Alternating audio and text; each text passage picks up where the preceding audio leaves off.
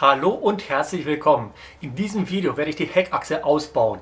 Ich werde alle Schritte dokumentieren und gleichzeitig werde ich dafür sorgen, dass das Video nicht unnötig lang wird. Ich werde mit dem Aufbocken des Wagens beginnen. Ich habe die Vorderachse mit den Keilen gesichert, die ich zusätzlich noch mit Spanngurten an der Felge befestigt habe. Und zusätzlich habe ich noch die Räder mit einem weiteren Keil auf der Rückseite gesichert. Anschließend habe ich den Rangierwagenheber unter dem Differential positioniert und den Wagen angehoben. Im nächsten Schritt wurde der Wagen auf den Unterstellböcken abgestellt. Und dann befand sich der Wagen in der Position, in der ich die Demontage durchführen werde. Im ersten Schritt werden die Räder demontiert. Hier sieht man die Fahrerseite und hier selbstverständlich die Beifahrerseite. Jetzt kann ich den Auspuff abbauen. Die Gummihalter sind aber sehr stark verschlissen, deshalb schneide ich sie ab. Die andere Seite wird genauso behandelt. So geht es am schnellsten. Nachdem ich die Schraubverbindung gelöst habe, kann jetzt der Auspuff entnommen werden. Ja, und hier sieht man die Ausbeute. Die Teile haben leider Rostschäden. Ich werde sie deshalb durch neue ersetzen müssen. Die weiteren Arbeiten werde ich an der Bremsanlage durchführen und werde als erstes den Bremssattel entfernen. Dafür müssen 2 Schrauben gelöst werden, Schlüsselweite 16 mm.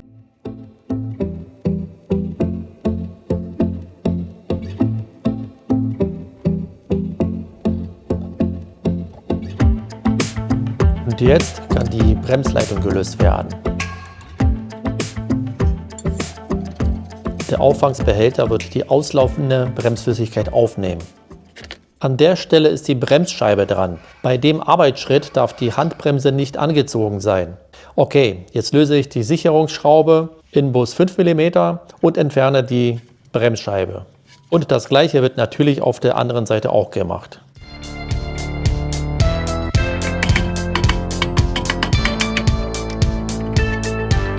Im gleichen Zug wird die Kunststoffverkleidung gelöst. Sie ist mit 2 Schrauben befestigt, Schlüsselweite 10 mm.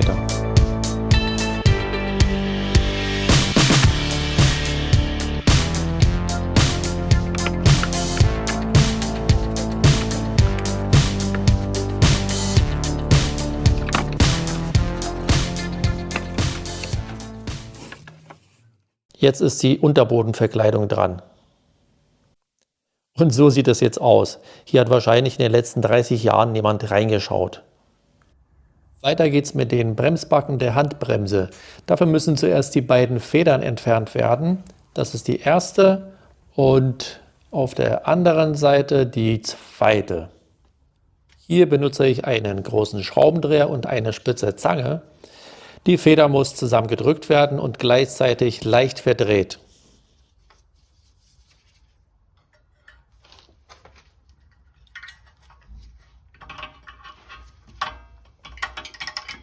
Jetzt ist sie lose und kann entnommen werden.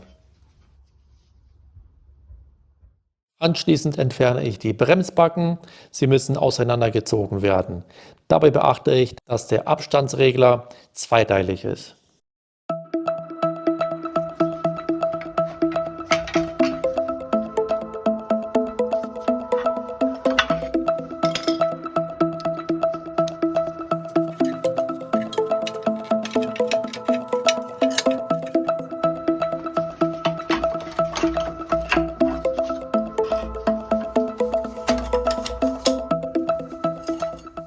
Hier habe ich den Bremsseilhalter, den ich bereits auf der anderen Seite demontiert habe.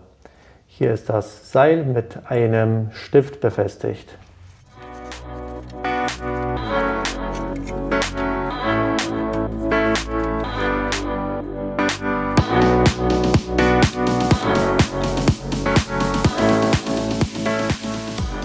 Auf der Rückseite wird jetzt noch die Befestigungsschraube gelöst.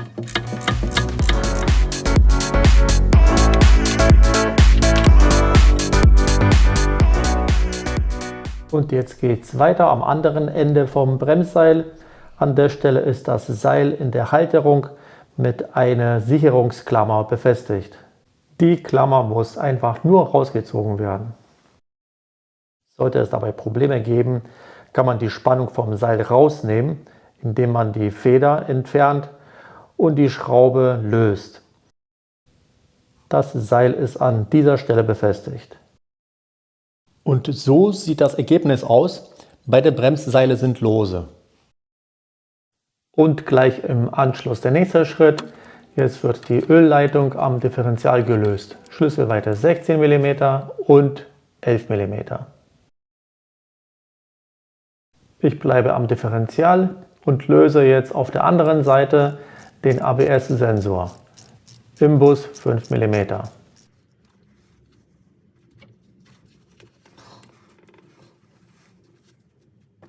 Jetzt bin ich endlich am Stoßdämpfer angekommen. Hier werde ich die beiden Schrauben lösen, Schlüsselweite 17 mm und gleich daneben die kleinere Schraube, Schlüsselweite 13 mm. Der Bereich wurde von mir im Vorfeld mit einem Rangierwagenheber abgestützt.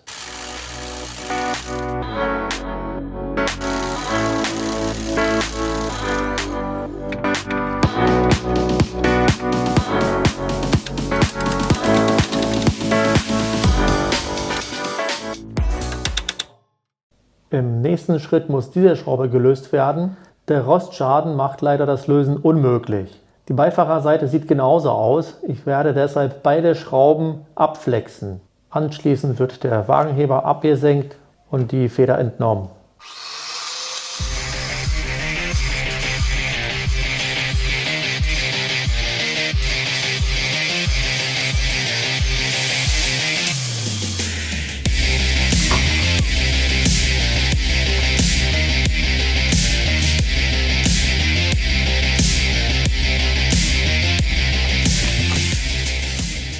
Der nächste Demontageschritt findet an der Antriebswelle statt.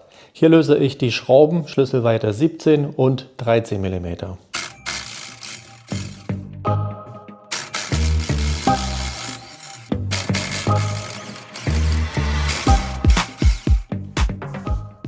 Vor dem Trennen der beiden Teile habe ich die Einbauposition markiert, um eventuelle Unwuchtprobleme nach der späteren Montage auszuschließen. Um die Demontage zu erleichtern, werde ich das Mittellager an der Antriebswelle lösen, Schlüsselweite 13 mm.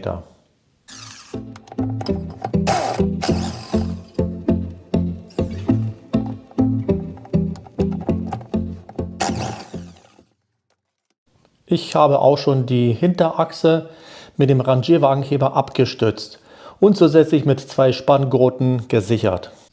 Nach dem Lösen der Antriebswelle kann endlich die gesamte Hinterachse gelöst und entfernt werden. Die Hinterachse ist mit 4 Schrauben befestigt. Hier an der Hinterachsaufnahme links und rechts, und das ist der weitere Verschraubpunkt.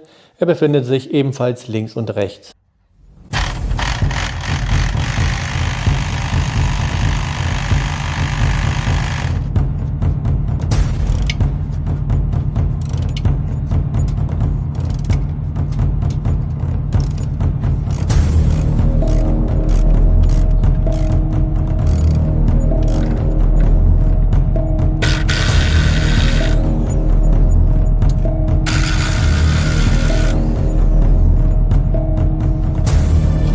Jetzt kommt die letzte Zielgerade, die Hinterachse wird jetzt abgesenkt.